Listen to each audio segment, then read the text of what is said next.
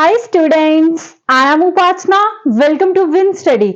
तो students, I hope आप सब अच्छे होंगे।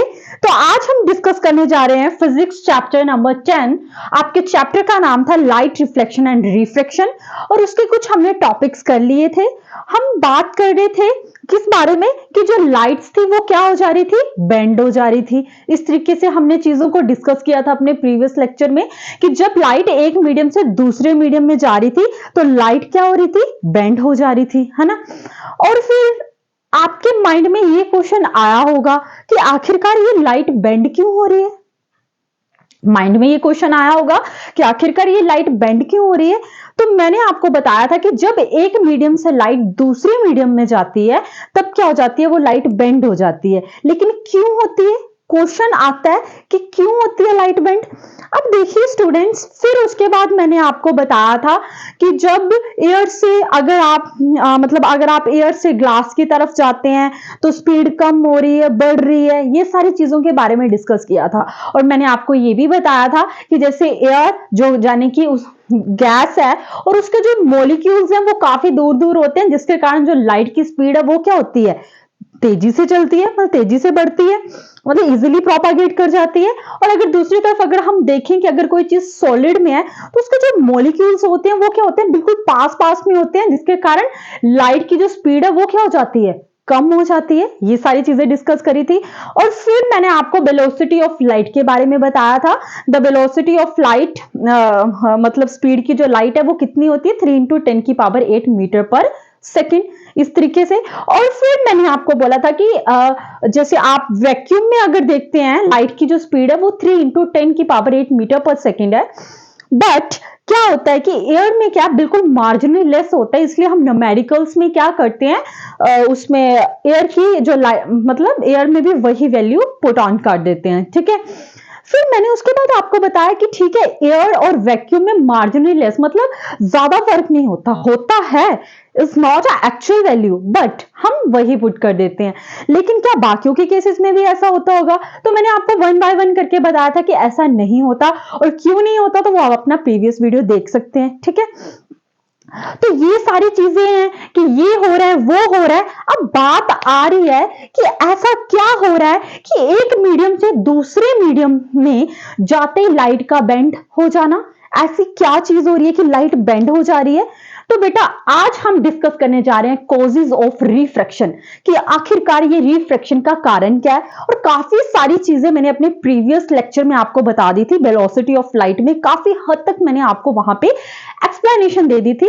और अब मैं आपको बताना चाहती हूँ कि आखिरकार रिफ्रैक्शन का कॉजेज क्या है, कारण क्या है। तो अब देखिए, इन जो भी मैंने ये थ्योरी लिखी है, इस सारी थ्योरी को मतलब रिवाइज करने से पहले या डिस्कस करने से पहले मैं आपको इस डायग्राम के थ्रू बताना चाहूंगी, क्योंकि डायग्राम से क्या होगा कि आप चीजों को अच्छे से रिलेट कर पाएंगे। तो अब देखिए स्टूडेंट्स, ये जो मैंने आपको ये बनाया ये एक ग्लास स्लैब है। आपने जब भी आप क्या करोगे, प्रैक्टिकल करोगे ना अपने स्कूल में, तो आपको टीचर एक ग्लास स्लैब देगा जो इस शेप का होगा, ठीक है। अब देखो यहां से रे आ रही है, जो रे आती है वो क्या होती है, आपकी इंसिडेंट रे। अब देखो जो ये रे आ रही है ये कहां से आ रही है, एयर से आ रही है, तो ये आपका क्या होगा, मीडियम 1 होगा। इंसिडेंट रे है ना, ये यहां से यहां आ रही है और ये मैंने बनाई है नॉर्मल लाइन। अब देखो जब ये एयर है ये यहां से यहां तक आती है तब तक तो ये ऐसे, ठीक है। लेकिन जैसे ये एक मीडियम से दूसरे मीडियम में जाती है तो क्या हो जाती है, लाइट बेंड हो जाती है ना, लाइट बेंड हो जाती है। अब बात ये आ रही है कि ऐसा क्यों हो रहा है, कि ऐसा क्या ऐसा हो रहा है कि जो ये लाइट है वो बेंड हो जा रही है। अब देखो स्टूडेंट्स, मैं आपको एक स्टोरी बताती हूँ, ठीक है। जैसे मान लीजिए कि आपका स्कूल लगता है 9 बजे, ठीक है, और आपको पता है 9 बजे आपका फर्स्ट लेक्चर है और आपको वो लेक्चर लगाने में बहुत ज्यादा लेजीनेस होती है, आप बड़े ज्यादा बोर होते हैं वो लेक्चर लगाने में, ठीक है। आप क्या करते हैं, जानबूझकर क्या करते हैं, घर से ही लेट निकलते हैं ताकि आप टाइमली पहुंच ही ना पाए और वो लेक्चर जितनी जल्दी हो सके निकल जाए। समझ आ गया। लेकिन एक शर्त है कि 9 से 9:30 जो आपकी सेकंड क्लास है, यानी कि आप इमेजिन कर लीजिए कि आपकी उपासना मैम की क्लास है। तो आई होप मैं सबकी फेवरेट तो बनी गई होंगी अभी तक। और अगर नहीं भी बनी तो आप एक बार मुझे सुन तो लीजिए, मैं खुद ब खुद फेवरेट बन जाऊंगी। और आपको भाई उपासना मैम की क्लास तो मिस नहीं करनी, क्योंकि मैं तो आपको फुल ऑन एंटरटेनमेंट देती हूँ पढ़ाई के साथ साथ। ठीक है, तो आपको क्या करना है, 9:30 पे भी पहुंचना है टाइमली, क्योंकि उपासना मैम की क्लास नहीं मिस करनी। लेकिन आपको 9 बजे भी नहीं पहुंचना है। तो आप क्या करेंगे, आप घर से क्या करेंगे, लेट जाने की कोशिश करेंगे। और स्कूल वाले क्या करते हैं, आपके घर में कंप्लेन कर देते हैं, कंप्लेन कर देते हैं कि आपका बेटा क्या है, टाइमली नहीं आ रहा, जो आपकी बेटी टाइमली नहीं आ रही स्कूल।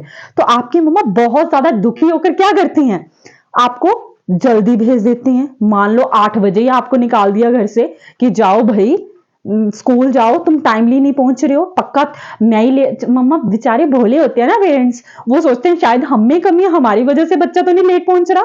तो वो तो माँ है, माँ तो होती भोली है। तो वो आपको क्या करती है, 8:30 बजे ही घर से रवाना कर देती है, मतलब जाने को कह देती है।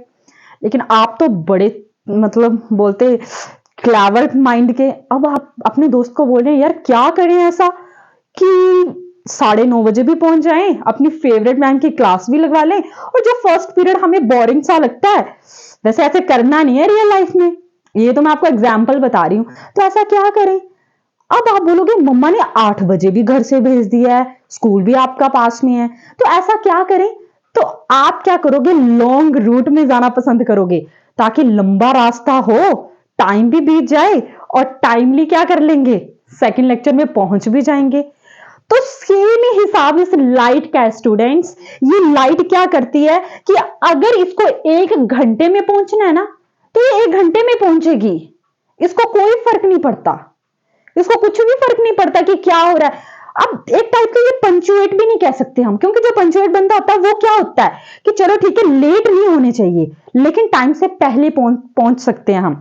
लेकिन ये लाइट ऐसी नहीं है। अगर इसको, जैसे आपका मोटिव है 9:30 बजे मेरे लेक्चर में पहुंचना ही पहुंचना है, उसी तरीके से इस लाइट का भी एक मोटो होता है, मोटिव होता है क्या, कि अगर इसने 1 घंटा लगाना है इसको, तो ये 1 घंटे में ही पहुंचेगी, ना 1 मिनट पहले और ना ही 1 मिनट बाद में। ठीक है, अब देखो जैसे मान लो आप लंबा रास्ता आपने पकड़ लिया, तो अब आप क्या करेंगे, लंबे रास्ते में आप गप्पे मारते चले हुए हैं, यार तूने वो देखा ये देखा, जो भी गप्पे मारते मारते आपको ये भी नहीं पता चला टाइम कब बीत गया।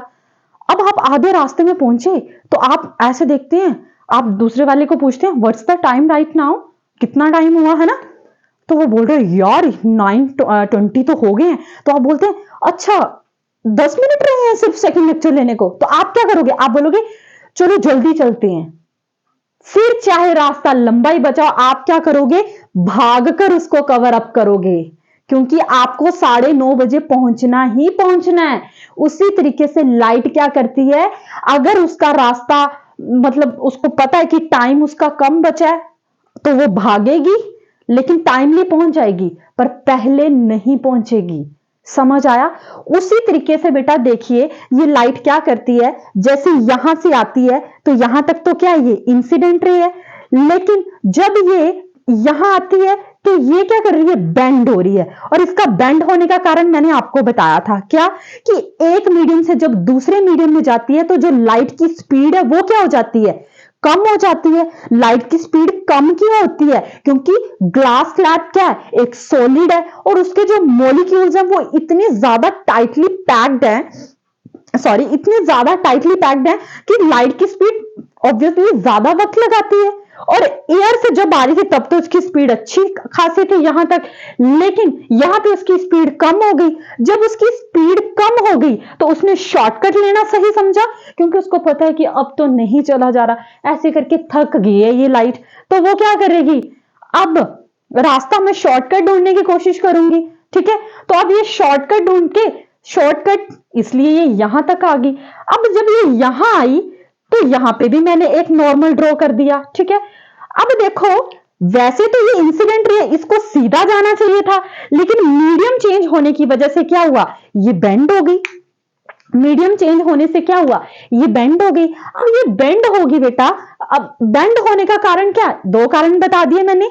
एक तो एक मीडियम से दूसरे मीडियम में जाना, लाइट की स्पीड का क्या हो जाना, कम हो जाना। अब लाइट की स्पीड कम हो गई है, लेकिन भाई उसको पहुंचना भी टाइमली है, तो वो क्या करेगी, शॉर्टकट अपनाएगी, तो वो सीधा ना जाते हुए बेंड हो जाएगी। अब वो यहां पहुंचती है, मान लो यहां तक उसका सफर है जो खत्म हो गया, कहां तक का, सॉलिड तक का। अब इस ग्लास स्लैब के बाहर भी क्या है, एयर आ गई, मीडियम फिर से चेंज हो गया, मीडियम चेंज हुआ ना फिर से। अब मीडियम फिर से चेंज हो गया, तो अब इसको पता है भाई कि अगर मैं इसी रास्ते से चलती रही तो मैं जल्दी पहुंच जाऊंगी, तो ये क्या करेगी, लॉन्ग रूट अपना लेगी। समझ आ गया। और दूसरी तरफ से इस चीज को ऐसे भी समझ सकते हैं कि ये एक मीडियम से क्या हो रही है, दूसरे मीडियम में जा रही है। समझ आया। तो लाइट तो वैसे भी चेंज होनी थी। समझ आया मेरा मोटिव क्या था, कि उसको जाना, अब यहां जा रही थी तो यही चली जाती जंगी बल्ली, जो मैंने ये डॉटेड लाइन में बताया, जाना तो उसको इस तरीके से चाहिए था ना।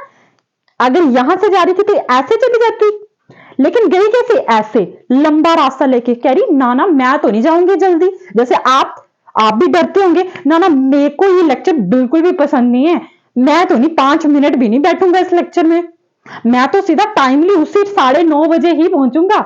यू नो, क्या पता मैं आपकी फेवरेट हूं और आप मेरी क्लास लेने के लिए मतलब 5 मिनट ना पहले और ना ही 1 मिनट क्या होना चाहिए, मिस होना चाहिए। आपको बिल्कुल टाइमली पहुंचना है। तो क्या पता ये लाइट भी बेचारी वैसे ही हो, इसको पता है कि इस रास्ते से चली तब तो मैं जल्दी पहुंच जाऊंगी, तो मेरा तो रूल ब्रेक हो जाएगा, तो मैं क्या करूंगी, लंबा रास्ता अपना लेती हूँ। और उसको पता है, और मेरी बात याद रखो, जब ये मीडियम चेंज होगा, ग्लास लैब से बाहर आएगी, ये मैं ग्लास लैब में हूं, मैं बाहर गई एयर में, जब मैं एयर में जा रही हूं तो क्या हो रहा है, मेरी स्पीड बढ़ जाएगी, क्योंकि मैं हवा में आ गई ना, एयर में आ गई। और एयर क्या है, एक गैस है, और उसके मॉलिक्यूल्स कितने होते हैं, दूर दूर, और मैं बिल्कुल स्पीड से पहुंच जाऊंगी।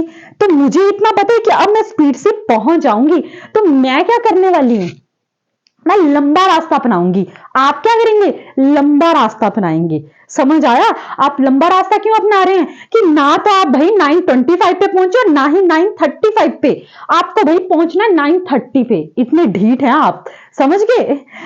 जस्ट किडिंग बेटा, माइंड मत करना, ये तो मैं आपको समझा रही हूं। अब ये ऑप्टिकल रियर और डेंसर मीडियम भी मैंने प्रीवियस लेक्चर में आपके साथ डिस्कस किया था। यस या नो, मैंने आपको बताया था कि डेंसर मीडियम क्या होता है, जैसे कि सॉलिड के जो मॉलिक्यूल्स होते हैं वो बिल्कुल टाइट होते हैं, बिल्कुल टाइट पैक्ड होते हैं, जिसके कारण क्या होता है, उनका डेंस ज्यादा हुआ, इट मीन सॉलिड का डेंस क्या हुआ, ज्यादा हुआ, तो उसको क्या बोलेंगे, ऑप्टिकल डेंसर मीडियम। और ऑप्टिकल रियरर मीडियम किसको बोलते हैं, जिसके मॉलिक्यूल्स दूर दूर होते हैं और जिनकी स्पीड, उस सिचुएशन में क्या होता है, जो लाइट की स्पीड होती है बेटा, वो क्या होती है, इंक्रीज होती है। तो अब मेरे पास मेरी बात सुनिए, ये थी, इसको जाना तो इस तरीके से चाहिए था जो मैंने डॉटेड लाइन बनाई है, और ये नॉर्मल लाइन है जो हर स्पेस में होती है, और जो रे बाहर निकल रही है इसको बोलते हैं एमरजेंट रे। ऊपर से इंसिडेंट रे आती है, बाहर निकलते वक्त एमरजेंट रे। तो यहां पे ये बन जाता है, एंगल बन जाता है इस तरीके से। अब यहां पे आइए, एयर क्या है, गैस, गैस मतलब हवा, मतलब समझ रहे हैं ना, तो उसको क्या बोलेंगे, रियर। रियर से कहां गई, ग्लास लैब में, एयर से ग्लास में गई, ग्लास क्या है, सॉलिड, सॉलिड क्या होता है, डेंसर मीडियम। तो रियर से डेंसर मीडियम में गई, तो यहां आके इसकी स्पीड क्या होगी, कम होगी, ऐसे लटक, बिल्कुल ठीक है, स्पीड क्या होगी, कम होगी। और देखो ये टुवार्ड्स नॉर्मल, और नॉर्मल की क्या आ गई, पास आ गई। ये नॉर्मल लाइन है ना, ये जो डॉटेड लगाई है ये नॉर्मल लाइन है, तो ये जो लाइन है इसकी क्या आ गई बेटा, पास में आ गई। ठीक है। और दूसरी तरफ देखिए बाहर, अब यहां पे ये क्या डेंस, ये जो ग्लास है ये क्या डेंस, अब डेंस से क्या गई, ये रियरर मीडियम में गई। जब ये डेंसर से रियरर मीडियम में गई तो स्पीड क्या होगी, बढ़ गई, क्योंकि सॉलिड से कहां गई, गैस से गई, ग्लास लैब से कहां गई, हवा में गई, तो क्या होगी, स्पीड क्या होगी, बढ़ गई, स्पीड इंक्रीज होगी। और जैसे ये दूर हो गई ना, ये नॉर्मल से क्या होगी, दूर होगी, तो अवे फ्रॉम नॉर्मल। लगा, पता लगा कैसे किया, रियर से डेंसर जाएगी तो स्पीड इंक्रीज होगी, डेंसर से रियर जाएगी तो स्पीड डिक्रीज होगी। ठीक है, सॉरी इंक्रीज होगी, रियर से डेंसर स्पीड डिक्रीज, डेंसर से रियर स्पीड इंक्रीज। यहां पे टुवार्ड्स नॉर्मल और यहां पे अवे फ्रॉम नॉर्मल। समझ आया। आई होप स्टूडेंट्स आपको डायग्राम पता चला होगा कि क्या इस डायग्राम में, बोरिंग तो नहीं लगा आपके फर्स्ट लेक्चर की तरह, क्या पता मैं भी आपको वैसे बोरिंग लग रही हूं। खैर, अगर आप दिल से पढ़ेंगे तो ट्रस्ट मी, मैं आपको कभी भी बोर नहीं कर सकती। ठीक है। अब देखिए कॉजेज ऑफ रिफ्रैक्शन, बोलते थे बेसिक कॉज ऑफ रिफ्रैक्शन, बोलता सबसे बड़ा कारण क्या है रिफ्रैक्शन का? बोलता is the change in the speed of light in going from one medium to the other. बोलता सबसे बड़ा कारण रिफ्रैक्शन का ये है। रिफ्रैक्शन क्या है? लाइट का बेंड होना। बोलता सबसे बड़ा कारण रिफ्रैक्शन का यानी कि लाइट का बेंड होने का कारण ये है कि जब वो एक मीडियम से दूसरे मीडियम में जाती है। समझ आया? जब वो एक मीडियम से क्या होता है, दूसरे मीडियम में जाती है, that is basic cause of refraction. Okay, तो फर्स्ट लाइन का मतलब समझ आ गया।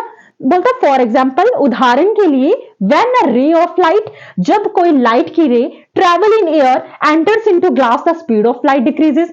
बोलता एग्जाम्पल के लिए, जैसे कोई लाइट की रे वो ट्रेवल करती है एयर से ग्लास में, मतलब हवा से ग्लास, हवा से सॉलिड में, समझ रहे हो ना आप, गैस से सॉलिड में, तो जो लाइट है वो क्या हो जाती है, डिक्रीज हो जाती है। बताया मैंने, एयर से अब सॉलिड में जाएगी, एयर से आप ग्लास स्लैब में जाएगी, तो जाहिर सी बात है लाइट की जो स्पीड है वो क्या हो जाएगी, कम हो जाएगी। क्यों कम होगी? क्योंकि जो ग्लास स्लैब है वो क्या एक सॉलिड है और उसके मॉलिक्यूल्स क्या होते हैं, बिल्कुल पास पास होते हैं, तो उसको जाने में दिक्कत आएगी। ट्रैफिक, अगर आप मेरी फर्स्ट वीडियो से देख रहे हैं तो बताया था, जितना ज्यादा ट्रैफिक उतना लेट पहुंचोगे, जितना खुला मैदान, जितना खुला रोड उतनी जल्दी पहुंचोगे, उतनी स्पीड ज्यादा होगी। ऑब्वियसली गाड़ी चलाने में मजा भी तब आता है जब रोड खाली हो। समझ आ रहा है? खाली इन द सेंस कि बाकी गाड़ियां चल रही हैं लेकिन आप अपनी स्पीड बढ़ा सकते हैं। समझ आ गया? आगे बेटा, देयरफॉर बेंडिंग ऑफ लाइट और reflection of light occurs at the interference of air and glass. देखिए, जब लाइट का बेंड हो रहा है, एक मीडियम से दूसरे मीडियम में जा रहे हैं, तो मान लो एयर से जा रही है ग्लास स्लैब में, तो एयर हो गया आपका मीडियम 1 और ग्लास हो गया आपका medium 2। Is it clear? And second बोलता सिमिलरली, उसी प्रकार when a ray of light, जब लाइट की रे ट्रेवल करती है ग्लास से, ग्लास एंटर्स टू एयर, हाँ ग्लास से हवा, मतलब ग्लास से एयर की तरफ जब एंटर करती है, तो जो आपकी लाइट की स्पीड है वो क्या हो जाती है, इंक्रीज हो जाती है। हवाओं में तो बड़ी मॉलिक्यूल्स दूर दूर है, तो लाइट की जो इंक्रीज जो स्पीड है वो क्या हो जाएगी, इंक्रीज हो जाएगी, बढ़ जाएगी। ठीक है, आगे बोलते देयरफॉर बेंडिंग ऑफ लाइट और reflection of light occurs at the interference of glass and air. वही सेम लाइट का बेंड होना, और उसी तरीके से जो, अगर देखिए ग्लास से एंटर कर रही है एयर में, तो ग्लास हो गया आपका मीडियम 1 और एयर हो गया आपका मीडियम 2। तो देखिए स्टूडेंट्स, ये था आपका causes of refraction. I hope कि आप अब तो नहीं भूलेंगे कि ये कॉजेज ऑफ रिफ्रैक्शन आखिरकार होता क्या है। आई होप आपको समझ आया होगा कि ये कॉजेज ऑफ रिफ्रैक्शन आखिरकार है क्या। समझ आया? तो आई होप स्टूडेंट्स कि आपको मेरा आज का लेक्चर पसंद आया होगा और आपको मेरी वीडियोस भी अच्छी लग रही होंगी। और प्लीज आप अब पढ़ना स्टार्ट कर दीजिए, क्योंकि आपको पता है कि आपके एग्जाम कितने पास में आ रहे हैं, है ना। तो प्लीज स्टूडेंट्स आप पढ़िए, और अगर आपको मेरी वीडियोस अच्छी लग रही है तो प्लीज प्लीज मेरे चैनल को सब्सक्राइब करें, अपने फ्रेंड्स के साथ भी जरूर शेयर करें। And thank you so much मेरी वीडियोस को देखने के लिए।